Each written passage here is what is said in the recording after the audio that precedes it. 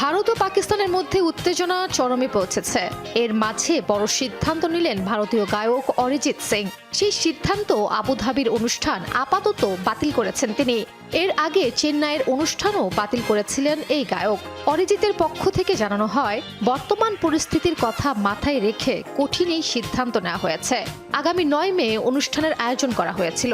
খুব দ্রুত আবারও অনুষ্ঠানের নতুন দিনক্ষণ ঘোষণা করা হবে বলে জানানো হয়।